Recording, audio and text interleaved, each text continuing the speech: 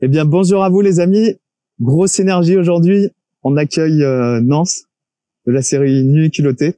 C'est un gros truc de ouf. On vous racontera un peu plus tard comment on s'est retrouvé là, mais c'est un beau miracle digne de Nu et culotté qui s'est passé. Et du coup, on va passer un petit moment ensemble pour vous présenter Nance pour ceux qui ne le connaissent pas. Et j'espère que voilà, cette petite interview va vous inspirer et vous aider peut-être à partir à poil et à vous aller dans comment tu appelles ça toi, t'avais un mot juste hier, c'était le dépouillement. J'aime ce mot, carrément. On va essayer d'aller dans le dépouillement avec toi aujourd'hui. En tous les cas, merci à toi d'être là aujourd'hui pour nous parler un peu de toi, de tes projets, de qui tu es, de ce que tu veux faire. Et merci pour tout ce que tu fais pour essayer de faire un peu avancer le rapport à l'homme. Et du coup, si ça te dérange pas, présente-toi en quelques mots. Voilà, pour ceux qui te connaissent pas. T'as tout dit. Yes. Non, mais vraiment, t'as bien synthétisé le truc, là. Cool. Merci, mec. Présente-toi en 2 mots, il est mignon après sa présentation, là. En 2 mots, je dirais que, je suis un passionné de relations humaines, de rencontres. Et j'ai trouvé mon laboratoire préféré il y a quelques années, qui est la route, le voyage. Et voilà, depuis quelques années, je co-réalise des films de vagabondage, des films documentaires dans lesquels avec un ami on part tout nu sans argent pour aller réaliser un rêve dans la civilisation. Et en fait, ça c'est un prétexte pour aller rencontrer les gens. Du fait qu'on n'a rien, qu'on est hyper vulnérable physiquement, matériellement, on a beaucoup de besoins et les besoins c'est la porte d'entrée pour aller rencontrer les gens. Et on va dans beaucoup d'intimité assez rapidement.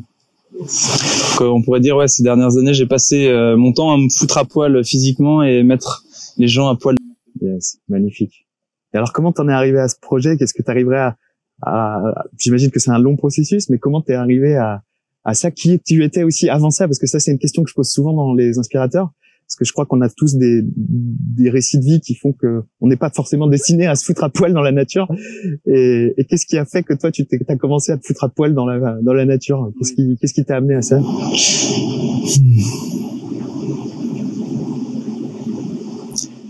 Je pourrais te trouver tout un tas d'explications. Mais déjà, j'aime bien me dire qu'il y a une belle part de mystère aussi là-dedans. Il y a un truc, j'en sais rien. Qu'est-ce qui a fait qu'un jour, moi, je me retrouve à me foutre à poil, toi, tu te retrouves ici avec moi, d'autres se retrouvent autour, il y a une part, je pourrais pas expliquer, quoi. Après, bien sûr, il y a des événements importants dans ma vie. Il y a eu plusieurs pertes, que j'ai vécues, des pertes matérielles, des pertes humaines, ma maison qui a complètement brûlé quand j'avais 6 ans. Et derrière cet événement dramatique, parce que pour un gamin de 6 ans, perdre sa maison, c'est tout l'univers qui part en fumée. Le lendemain, j'ai découvert ce que c'était la solidarité.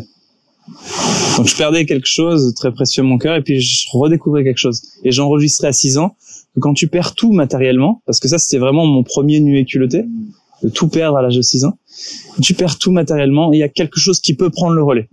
Dans notre cas, ça a pris le relais, et c'est le lien à l'autre, c'est la solidarité, l'entraide. Et à partir de là, j'étais fasciné par toutes les catastrophes. J'étais fasciné parce que moi, ma première catastrophe, elle m'a permis de vivre une joie immense, celle de me sentir en sécurité grâce au groupe.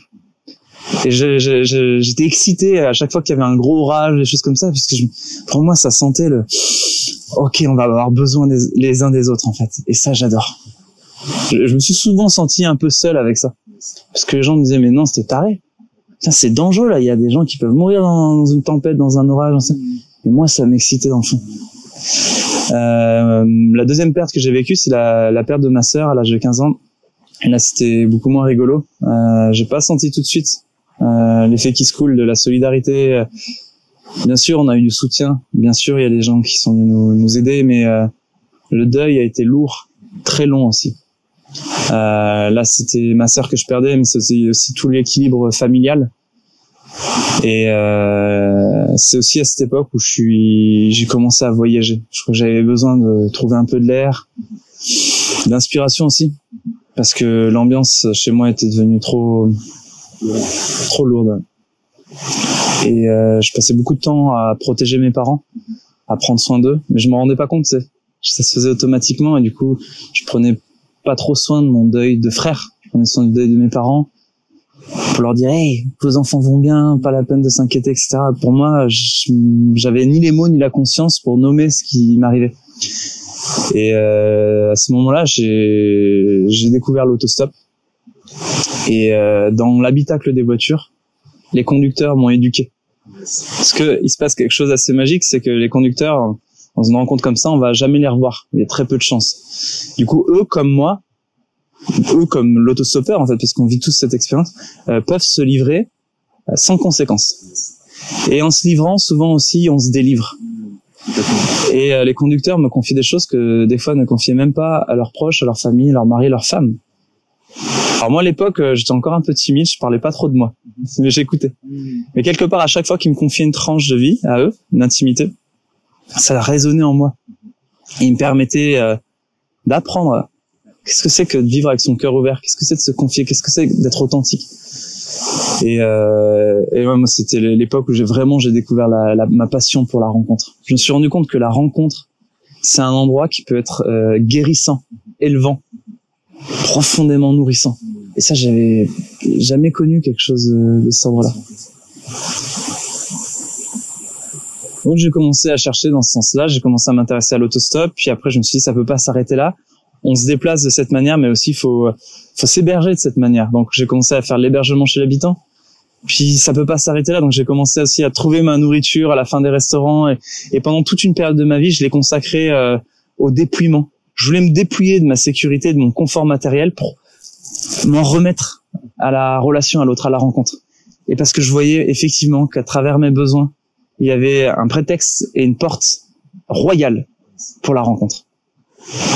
Et quand quelqu'un commence une rencontre en t'ouvrant sa porte en disant bienvenue, ben ça pose des bases assez solides de confiance et de bienveillance aussi pour pouvoir se confier et puis cheminer un petit bout ensemble. Magnifique. Et du coup, donc de toutes ces expériences humaines, sociales, on est arrivé le projet de Nu et Culotté après moult, une rencontre que t'as faite qui est donc Guillaume, c'est ça? Voilà, au lycée de Die.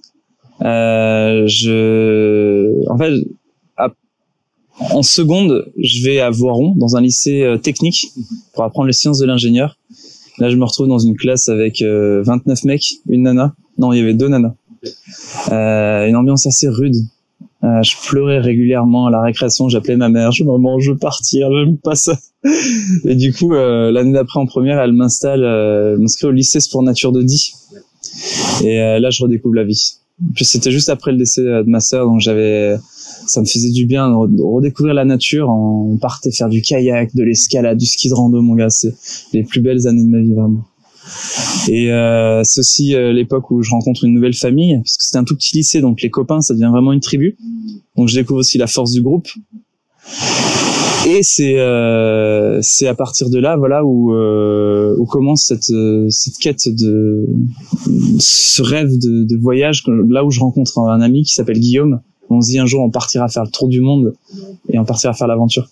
Et donc je rencontre Guillaume là, on part dans un voyage après mon école d'ingénieur, donc on part dans un voyage où le but c'est de se dépouiller.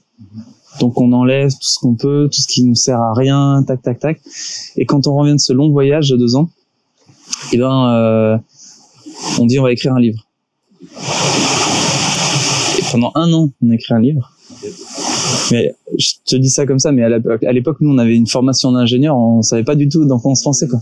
On galérait, Guillaume, il faisait des fautes d'orthographe, 3 fautes par ligne. Moi, j'en pouvais plus, j'étais dans ma chambre, j'écrivais comme ça pendant 1 an. Et j'avais plus d'économie, plus d'argent.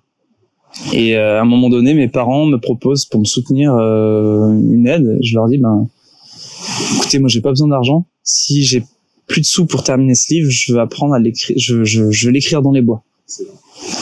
Donc ils me financent une formation de vie sauvage.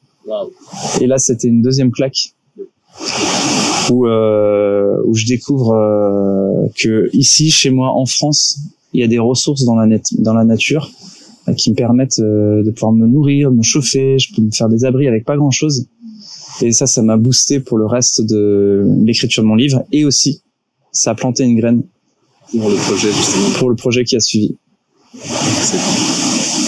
Ok. Et du coup, là, ce projet, comment, tu m'avais un peu expliqué, mais est-ce que tu peux raconter comment c'est Guillaume, je crois, qui était à l'origine de cette proposition de projet de Nuit et Culottée. Il t'a appelé un jour. Il t'a dit, mec, j'ai une idée de timbrer. Non, alors. L'idée, c'est que, à la sortie de ce stage de vie sauvage, pendant une semaine où moi, je vivais dans un bonheur, mais j'avais du mal à contenir, quoi. T'imagines, je retrouvais en France une abondance, sans argent, sans rien, je me sentais le plus riche, quoi. Et à la fin de ce stage, je me souviens de quelqu'un qui dit bon ben maintenant c'est retour à la vraie vie, quoi. Et sur le moment, il y a quelque chose en moi qui disait non, il n'y a pas de retour à la vraie vie là.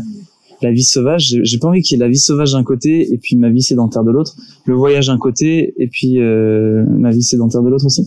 J'avais envie de lien entre tout ça. Donc j'appelle un ami de l'INSA, Moots, et je lui dis est-ce que ça te dit qu'on se lance dans un projet où on fasse du lien entre le voyage, la vie sédentaire, etc. Donc je lui propose une aventure, mais en France, autour de chez nous, en partant à 10 km de chez nous. Et là, il dit OK. Et il dit je te propose qu'on fasse ça en stop. Je fais OK. Je te propose qu'on fasse ça sans sac à dos. Il fait OK. Je te propose qu'on fasse ça sans argent. Je fais OK. Je dis je te propose qu'on parte depuis la nature. Il me fait OK. Il dit je te propose qu'on parte à poil. En fait, c'est parti comme ça sur un pari, tu vois, sur une connerie. Et en fait, à ce moment-là, quand on a dit oui tous les deux, on se rendait pas compte, mais on changeait complètement la forme de nos vies. On changeait de métier, on changeait de notre parcours. Des fois, il en faut peu pour changer une trajectoire de vie. Là, c'était juste un oui à cette idée folle. Ok. Parce qu'il y avait tout en nous qui disait non les gars, vous êtes complètement tarés, quoi. Quand j'ai dit ça à mes parents, ils m'ont dit non mais ma mère a dit qu'est-ce que j'ai loupé dans ton éducation, quoi. Il y a tout notre environnement, tous nos amis nous disaient les gars, vous êtes barrés. Ma copine de l'époque était dépitée, quoi, quand j'ai dit ça. Et dans ces moments-là, il y a plus que cette petite voix à l'intérieur, quoi, qui dit pourquoi pas. Essayons. Ça paraît irrationnel, mais essayons. Et cette petite voix, après j'en ai parlé à d'autres, et puis on est nombreux à la ressentir. Alors, c'est plus difficile de l'écouter, mais on est nombreux à l'entendre parfois. Totalement d'accord avec toi. Ouais, c'est clair. Et du coup, là, avec cette idée-là, cette idée folle, au départ qui semblait folle, vous avez créé un petit pilote, un projet pilote de 4 minutes, c'est ça? Ouais. Que vous avez envoyé au groupe France Télévisions? Exactement. Et qui... Alors, non, pas au groupe France Télévisions, on l'a envoyé à une boîte de prod. D'accord. Bonne Pioche. Yes. Qui nous a dit, les gars, c'est Antoine de Maximi. C'est ça. Okay. La marche de l'empereur. Yes. Ils ont dit les gars, c'est incroyable ce concept et tout ça. On veut bien vous produire. Génial. Donc nous, on voyait avancer notre délire. Putain, ça prenait une ampleur de ouf. Après, ils nous ont amené rencontrer un diffuseur, France 5. On est arrivé là-bas en mini-jupe végétale avec les buissons de Paris qu'on a trouvé. On a joué vraiment le jeu jusqu'au bout, quoi. Et France 5, toute l'équipe a été vraiment enchantée. On était surpris quand on est arrivé dans les locaux. Ils ont fait passer un peu par tous les bureaux pour nous présenter le service. Et tout le personnel connaissait parce que notre teaser avait fait le tour du bâtiment. Et quelques heures plus tard, ils nous disent OK, on vous commande un premier film. Et là, l'aventure était partie. Et là, l'aventure commençait. On passait donc on était ingénieur en génie civil. Ouais. Là, on commençait une nouvelle carrière en génie humain. Incroyable. À décortiquer les relations humaines, savoir comment est-ce qu'on passe de la méfiance à la confiance, ouais. Savoir comment est-ce que deux inconnus peuvent créer quelque chose de beau ensemble. Et notre outil, notre microscope, c'était la caméra. Notre laboratoire, c'était la route. Et là, c'était parti, quoi.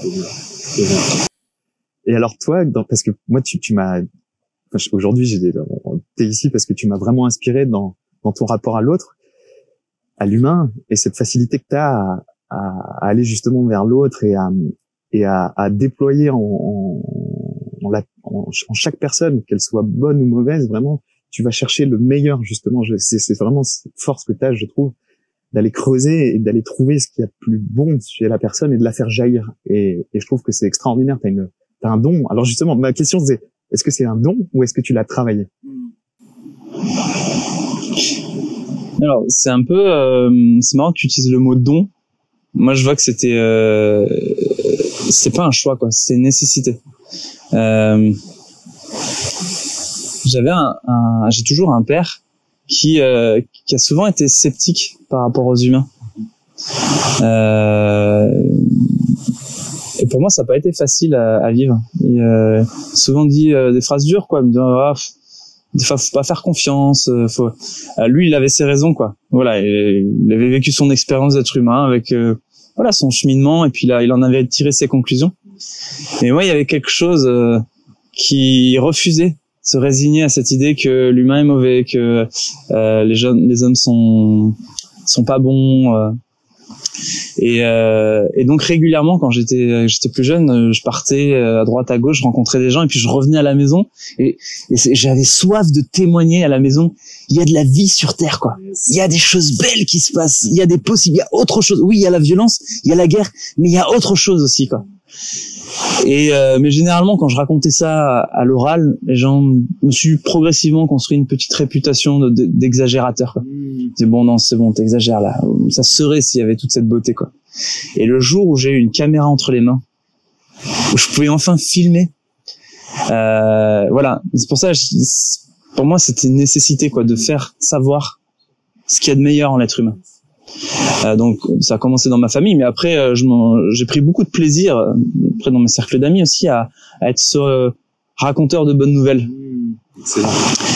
Et d'ailleurs au début j'avais tendance à être optimiste, c'est-à-dire à voir que le côté bon des choses. J'avais du mal aussi à voir effectivement le côté des fois dur, violent, etc. Et puis au fur et à mesure avec les rencontres du voyage, le voyage, ça aide beaucoup, parce que quand tu te retrouves dans la voiture de quelqu'un qui t'a ouvert sa porte et avec qui tu vas rouler pendant 3 heures, si t'as envie de juger la personne, tu peux, mais tu risques de passer un sale quart d'heure, quoi. Donc, le voyage t'amène à voir que t'as le choix, en fait. Soit de tirer des conclusions rapidement sur la personne en face de toi, soit de t'intéresser à elle et de découvrir quelque chose de nouveau, quelque chose d'insolite. Et moi, ça m'a beaucoup aidé, aussi, ça. Ça m'a beaucoup aidé. On se fait héberger un soir chez l'habitant. La personne pense différemment de moi, et d'un autre milieu social que moi, une autre génération. J'ai tous mes jugements qui sont prêts à être lancés, mais comme je suis chez elle, et ben naturellement le voyage me met dans une posture de curiosité, en fait. Et ça, je pense pas que c'est dû à moi. Je pense vraiment que c'est dû au voyage. J'entends beaucoup de témoignages de gens qui disent, bah moi je suis parti voyager et ça m'a ouvert l'esprit.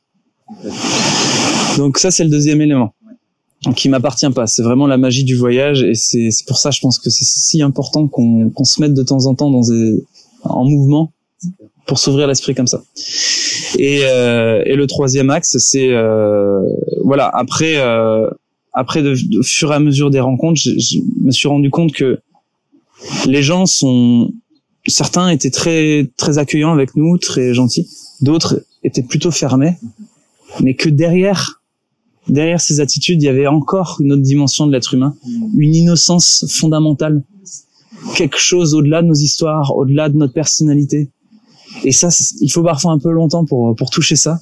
Mais j'ai pu rencontrer dans certaines rencontres avec des gens, par exemple, qui avaient fait des choses qu'on juge terribles aujourd'hui et qui sont dramatiques, des gens qui ont tué, des gens qui ont commis des actes voilà, très durs, et qui m'ont offert quand même un peu de leur intimité, et qui m'ont permis de voir que ouais, si moi j'avais eu ce chemin de vie là, si j'avais été abandonné à l'âge de 8 ans par ma mère parce que j'étais trop comme ci, trop comme ça, j'aurais pas fait mieux qu'eux, en fait.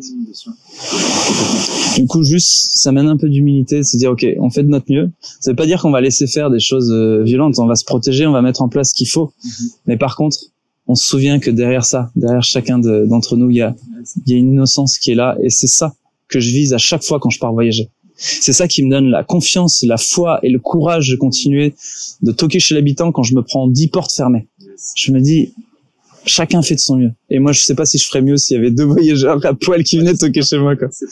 C'est clair. Mais voilà, le carburant de ces voyages, c'est cette lumière qu'on porte dans notre cœur, et qui parfois est recouvert par pas mal de couches de peur, mais avec un peu de patience et de curiosité. Yes, complètement. Et c'est ça qui crée la magie derrière, quoi. Magnifique. C'est top. Et alors en quelques chiffres là, pour ceux qui ne connaissent pas, combien d'épisodes là il y a eu autour de Nuit écoulotée, combien il y a eu à peu près des gros chiffres, tu sais à peu près. Ouais. Il y a eu 26 films. 26 films, ok. Ouais. Nous on a fait 31 voyages. Wow. En partant tout nu. On en a filmé vraiment 26. Ouais. Et on a fait à peu près, je te parle des chiffres, hein, environ 4500 rencontres depuis le début. Incroyable. Et 1500 en stop. Wow. Et on a passé 450 jours sur la route. Et alors le chiffre que j'aime bien, c'est que seulement 15 nuits dehors. Incroyable. Donc ça fait moins de 5% d'expérience à dormir dehors, quoi. Donc 95% d'hospitalité, d'expérience à dormir chez l'habitant. Incroyable. Ah, c'est fou. Ah, c'est mon côté ingénieur qui ressort. Je comprends. Ah, c'est bon, c'est incroyable. Incroyable. Et chose étonnante aussi, il y a des hommes qui nous ont pris en stop, il y a aussi des femmes seules, des jeunes, mais aussi des personnes âgées. Donc aussi, pour moi, c'était bon de réaligner les croyances que j'avais par rapport au monde dans lequel je vis, que la solidarité, c'est un axe transversal.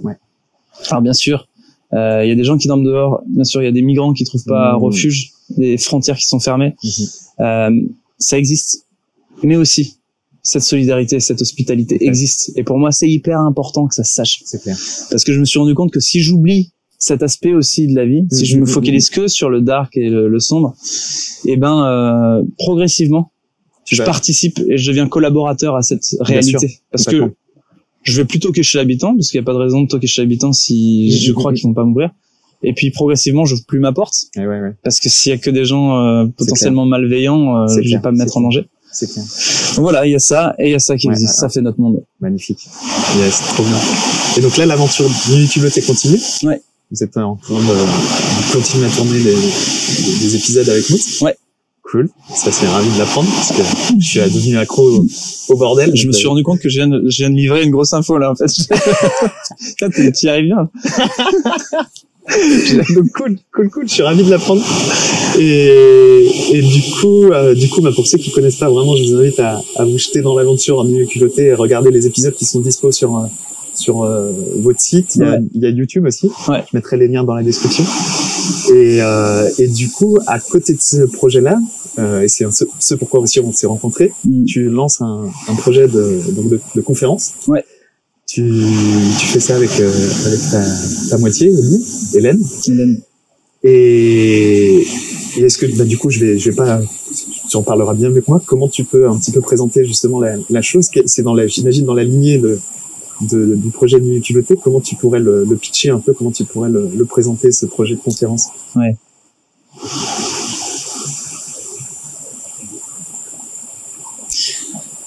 Je m'adresse à la caméra. Ok. Alors, il y a eu des voyages Nuit écoulotée filmés. On en a fait des documentaires et on a reçu énormément de retours sur ce que ça produisait chez les gens. Ça nous a beaucoup touchés, ça nous a encouragés à continuer et ça nous a donné envie aussi de partager cette passion de la rencontre et du voyage et cette magie du voyage d'une autre manière. Et aujourd'hui, donc, j'en fais un spectacle, une conférence spectacle, basée sur 7 ans de rencontres avec des gens, sur des questions qu'ils nous ont posées, sur des retours qu'ils nous ont fait. On a mis en place cette conférence spectacle, et puis je la fais avec Hélène Fondacci, qui est aussi danseuse, et qui me permet de mettre du mouvement là où moi j'ai pas les mots d'exprimer certaines choses.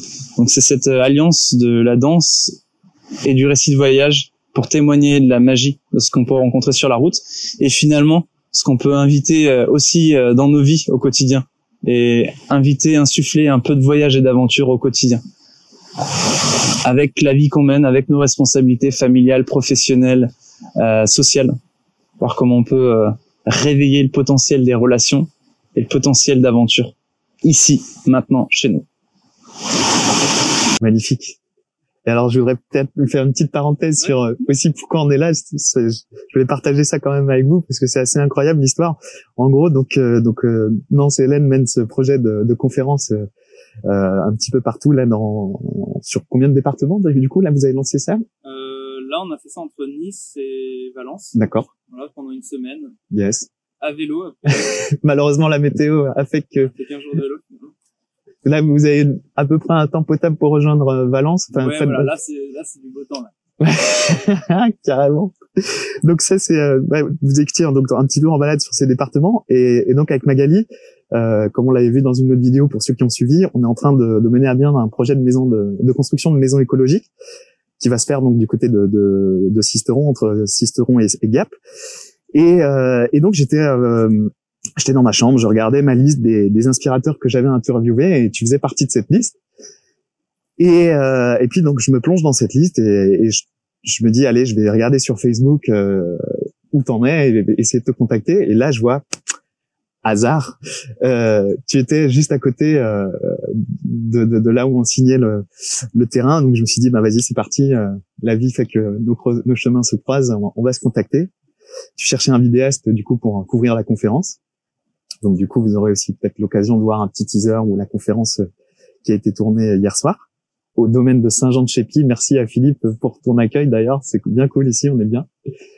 Et donc du coup j'étais amené donc à venir couvrir cette conférence et j'ai vécu un miracle nu et culotté au travers de cette expérience parce que notre architecte qui a dessiné les plans de notre maison, Guillaume Loubet, que je serai amené certainement à interviewer, vit dans une maison à Avignon, une grande maison qui est une grande coloc, et cette coloc, elle a été montée par tes parents et t'as vécu dans cette baraque.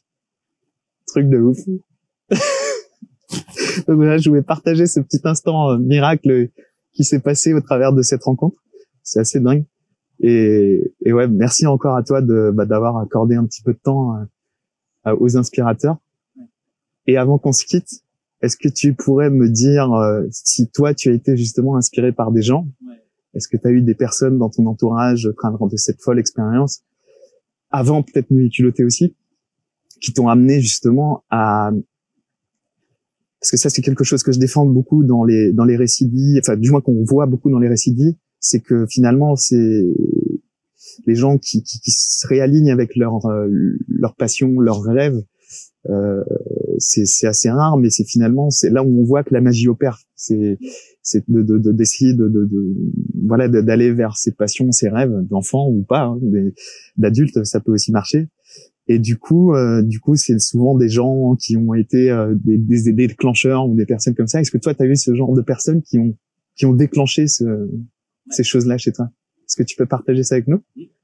Déjà, j'aime beaucoup la question. Merci de rendre hommage aux grands frères et aux grandes sœurs qui sont derrière nous là. Carrément. J'imagine t'ont aussi inspiré, qui s'inspirent toutes et tous à notre manière. Et j'espère que d'autres prendront le relais aussi pour faire suivre la chaîne. Pour ma part, une personne qui m'a beaucoup inspiré, je t'en citais 5. Okay. Quand j'étais tout petit, mes parents invitaient régulièrement une personne à la maison qu'ils appelaient Monsieur Cadeau. Okay. Et ce mec-là, à chaque fois qu'il arrivait à la maison, il avait des cadeaux avec lui. Des cannes à pêche, des jouets, tout ça. Et il m'a vraiment touché, cet homme-là, dans sa capacité à offrir. Et moi, dès petit, j'étais fasciné par, waouh! J'étais inspiré par cet homme qui offrait. Yes. Et donc j'ai eu envie de faire pareil quand j'étais petit, de faire des cadeaux à mes copains, tout ça. Yes. Et ça m'a beaucoup aidé après dans le voyage. À être justement dans ce don de soi, don matériel. Ouais, matériellement surtout d'offrir, de confectionner des petites choses. Donc ouais, ça dans le cœur d'un enfant, ça compte beaucoup. À l'âge de 18 ans, au lycée, je rencontre un homme qui s'appelle Pierre Rabhi, en conférence. Magnifique. Et qui nous parle de sobriété heureuse. Magnifique. Et qu'il serait possible de vivre heureux avec moi. Magnifique. Alors moi, c'était pas du tout le projet qu'on m'avait raconté, quoi.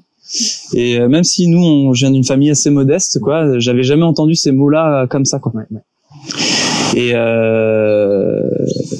Et ça plante encore une graine en moi où je me dis, waouh, comment est-ce qu'on peut vivre heureux avec moi? Quand je pars voyager, je rencontre un Rasta qui s'appelle iFree dans les Caraïbes, qui est un peu le Bob Marley local. Excellent. Et qui vit sans argent, sans vêtements, dans la jungle. Wow. Et qui est respecté de toute l'île. Tous les gens de l'île. Il y en a 100 000 des habitants là-bas. Okay.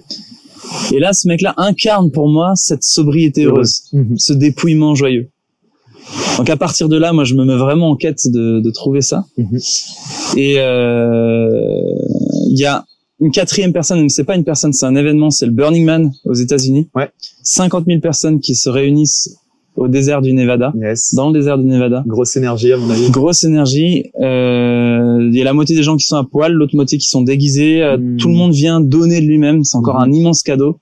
Même s'il faut payer l'entrée, la plupart des gens qui œuvrent à l'intérieur font ça bénévolement parce qu'il n'y a pas le droit à l'argent à l'intérieur. Yes. Et moi, j'ai découvert à ce moment-là le potentiel de créativité de l'être humain quand il se libère, quand il se débride en fait de ses peurs et de ses limites.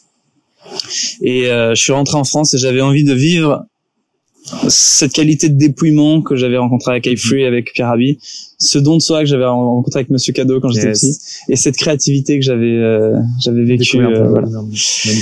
Et donc ça a donné Nuit et Culottée. Et la dernière personne qui m'a beaucoup inspiré, c'est une personne qui m'a appris que il est possible de se dépouiller. Je suis encore ému j'en parle rarement parce que c'est assez intime, mais il m'a expliqué que c'est possible de se dépouiller bien sûr de son matériel, mais que c'est aussi possible de se dépouiller de ses croyances, de ses limites, pour laisser de la place à ce sentiment de liberté au fond de nous. Et cet homme-là s'appelle André Riel. Et j'ai beaucoup cheminé avec lui, notamment dans le yoga. Okay. Voilà. Peut-être je serais peut-être amené à le rencontrer alors. Certainement. Magnifique. Et voilà. Et après, j'aimerais quand même aussi nommer les enseignements de la communication non violente qui m'ont énormément inspiré aussi, et notamment Marshall Rosenberg, Robert Gonzalez, qui est un enseignant américain aussi. Excellent. Marshall est mort. Robert, encore vivant, c'est une lumière. Excellent. Tu utilises la communication non violente pour développer la compassion. C'est bluffant. Excellent. Et j'ai fait aussi la rencontre et j'ai cheminé avec Isabelle Padovani, qui aussi magnifique, je connais aussi. Elle change beaucoup autour de la communication non violente. Thomas Dansbourg aussi, je pense. Je le connais pas personnellement. D'accord. Voilà. Mais tu entends aussi des choses de ce monsieur. Oui. Okay. Excellent. Magnifique. Donc d'autres inspirateurs sur le sujet de la communication non violente. Ça, c'est des sujets qu'on n'a pas encore traités, mais qu'on sera amené à traiter certainement. Alors soit avec Isabelle, soit avec Thomas, j'espère, s'ils nous entendent. C'est des gens, y compris Pierre aussi, que tu as abordé. J'aimerais vraiment avoir le plaisir de le rencontrer, de pouvoir aborder des sujets aussi forts que la sobriété heureuse, qui, je pense, mérite d'être mise un peu plus en lumière dans cette société qui justement est un peu tournée autour du futile et où l'humain perd un peu sa place, quoi. En tous les cas, merci à toi d'avoir apporté ta grosse part d'humanité. Merci à toi de m'avoir inspiré, parce que si je suis là aujourd'hui, c'est en partie grâce à toi. Donc merci à toi. Grand merci. Merci pour le travail que tu fais avec Guillaume, ta chérie et toute l'équipe qui est autour de vous. C'est top.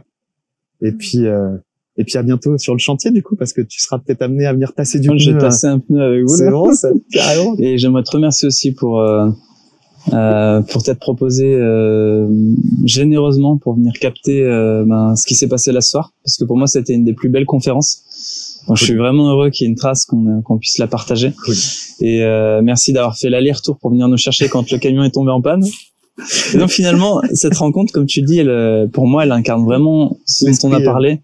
C'est des fois derrière chaque accident, chaque incident, il y a un petit miracle qui attend. Et tu l'as super bien incarné. Donc merci beaucoup. Merci. Merci à toi, man. Plein de bonnes choses. Yes. Merci à tous. Et puis, je vous retrouverai toutes les infos dans la description. Merci beaucoup.